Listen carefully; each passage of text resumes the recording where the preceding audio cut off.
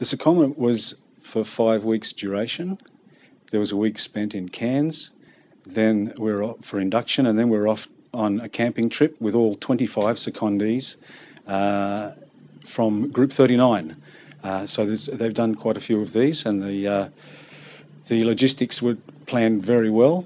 And on that camping trip, we managed to meet some traditional owners and elders, and that took in places like Cape Tribulation and up through to a place called Laura, which is the beginning of the Cape.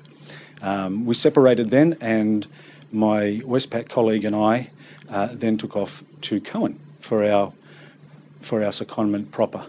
Well, our placement was with Balcanoe, an economic development corporation for Indigenous communities in Cape York, set up by Gerhard Pearson, Noel Pearson's brother, and we were given 2 specific briefs, one of which was to resurrect a cultural centre that had been idle for about 5 years.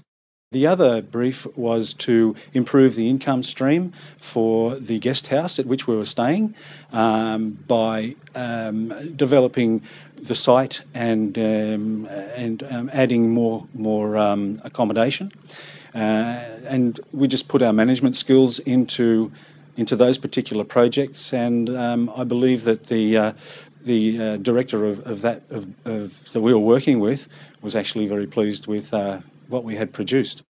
There were a couple of things that we did outside the brief, which was to help the Wunthulpu people and the Ayapathu people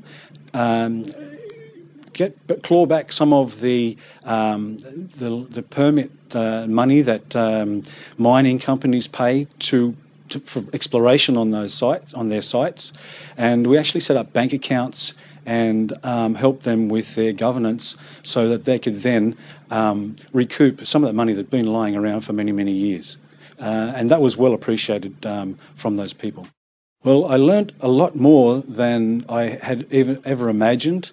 I thought I knew a fair bit about Indigenous people from travelling a lot around Australia and visiting a lot of towns and communities, but having the opportunity to stay in the one place for 4 weeks, I was impressed and inspired by the connection with family, the importance of children, and the connection to land, and how these people place so much importance on their land and coming back home to their land.